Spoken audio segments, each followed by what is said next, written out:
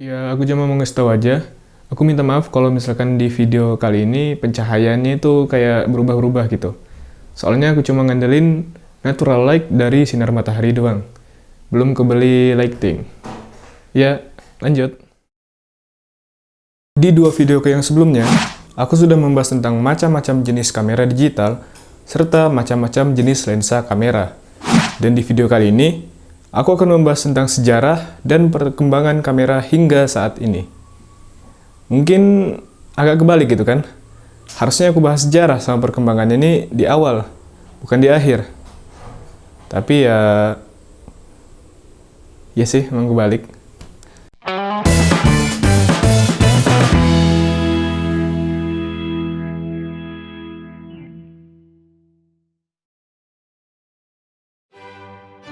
Seperti yang kita tahu, saat ini ada banyak banget jenis kamera dengan berbagai macam bentuk, ukuran, kegunaan, dan harga yang berbeda-beda pula. Namun pada awalnya, kamera itu hanyalah sebuah alat yang begitu sederhana, dengan hasil gambar yang sederhana pula. Mau tahu? Pertama, kamera obscura. Obscura berasal dari bahasa Latin yang berarti ruang gelap. Pertama kali ditemukan oleh Ibnu Al-Haytham, atau yang dikenal juga dengan nama Alhazen, pada sekitar tahun 1000 Masehi. Kamera satu ini terdiri dari ruang gelap, seperti misalkan kotak, yang kemudian diberi sebuah lubang kecil, tempat cahaya untuk masuk, lalu di dalamnya ditaruh sebuah kertas sebagai tempat gambar objek, lalu difokuskan pada titik fokus lensa atau lubang tersebut untuk menghasilkan gambar. Agak ribet ya? Tunggu sebentar. Ya, jadi di sini ada kotak ya. Terus coba kita bolongin.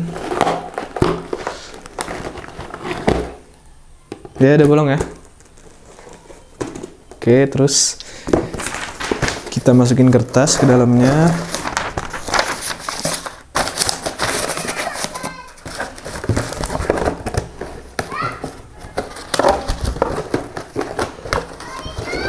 Terus kita coba foto Rubik ya.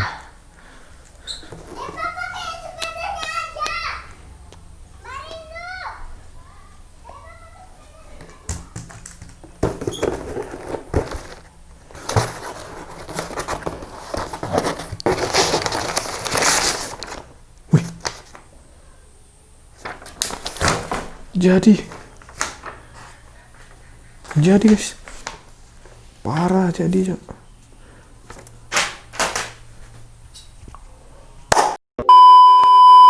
Penemuannya tersebut pun ia tuliskan dalam sebuah buku yang berjudul Book of Optics, yang kemudian dipelajari oleh banyak orang, tak terkecuali ilmuwan barat. Dan pada tahun 1685, ditemukanlah kamera portable oleh Johann Zahn, yang lebih kecil, lebih praktis, lebih mudah untuk digunakan, dan lebih mudah untuk dibawa kemana-mana.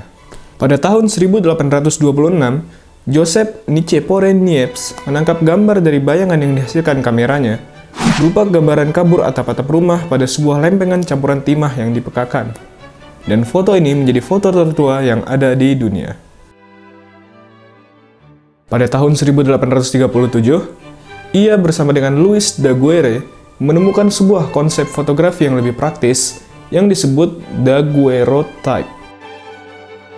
Proses fotografi ini dilakukan dengan melapisi plat tembaga dan perak yang kemudian ditambahkan uap iodium sehingga dapat lebih sensitif terhadap cahaya. Setelah muncul daguerreotype, Henry Fox Talbot menyempurnakan proses terbentuknya gambar yang dapat memperbanyak foto menggunakan kertas film negatif dan disebut dengan calotype.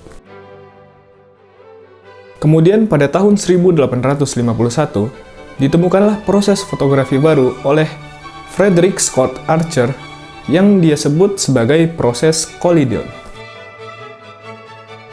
Yang mana dengan metode ini hanya membutuhkan waktu beberapa detik saja untuk menangkap gambar. Berbeda dengan fotografi-fotografi sebelumnya yang untuk menangkap satu gambar aja butuh waktu berjam-jam. Lalu pada tahun 1857, ditemukanlah sebuah kamera jenis baru yaitu kamera plat kering collodion yang merupakan karya dari Desire van Mockhoven. 14 tahun kemudian, dimodifikasi lagi oleh Richard Letts Maddox, yang mana ia menciptakan pelat basah yang memiliki kualitas yang lebih baik daripada pelat kering. Ia juga menemukan gelatin, yaitu sebuah bahan yang digunakan untuk mencetak foto, sehingga foto dapat dicetak dengan kualitas yang lebih baik dan jumlah yang lebih banyak. Kamera Collodion pun terus mengalami perkembangan, dan pada saat itu sudah terdapat kamera yang berukuran cukup kecil, cukup ringan, dan mudah dibawa kemana-mana, sehingga penggunaan alat-alat bantu kamera seperti tripod dan yang lainnya itu udah nggak terlalu dibutuhkan lagi. Berbeda dengan sebelumnya yang harus ada penyangganya kalau kita mau ngapain kamera. Pada tahun 1888, diperkenalkanlah kamera Kodak oleh George Eastman, yaitu sebuah kamera yang menggunakan roll film di dalamnya dan kemudian bisa dicetak menjadi sebuah foto. Kamera satu ini menjadi kamera pertama yang banyak digunakan oleh masyarakat umum karena harganya yang murah dan penggunaannya yang cukup mudah. Kodak memasarkan sebuah kamera yaitu folding pocket Kodak yang dianggap sebagai nenek moyang kamera roll film modern. Meskipun kamera Kodak memiliki harga yang lebih murah serta penggunaan yang lebih mudah, pada saat itu masih banyak juga orang-orang yang menggunakan kamera pelat Collodion karena kualitasnya lebih baik.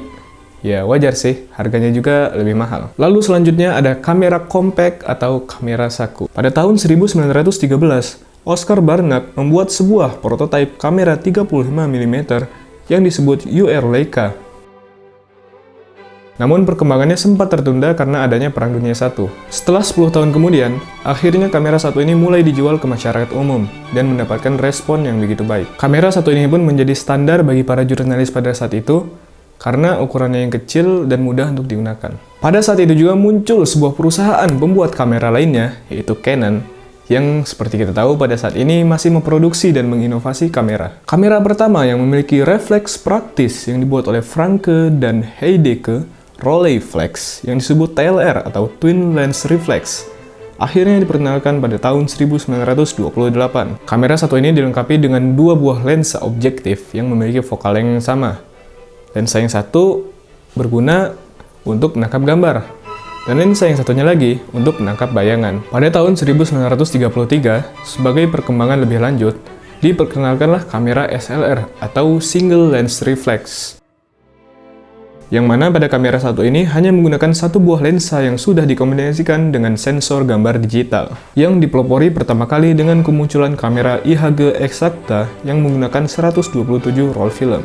Dan pada tahun 1950-an, mulai banyak kamera SLR yang beredar di pasaran, termasuk Canon, Nikon, Yashica, dan masih banyak lagi. Pada tahun 1942, Kodak mengeluarkan sebuah negatif film berwarna pertama di dunia yang disebut Kodak Color dan menjadi sangat populer di kalangan para fotografer. Dengan hadirnya film berwarna, perkembangan fotografi pun meningkat dengan begitu pesat. Pada tahun 1948, Edwin Halen menciptakan kamera instan pertama di dunia yang disebut kamera Polaroid. Dengan menggunakan kamera satu ini, memungkinkan para pengguna untuk mencetak foto secara langsung.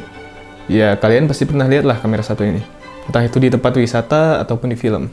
Yang selanjutnya ada kamera analog, yang diawali dengan kemunculan Sony Mavica pada tahun 1981.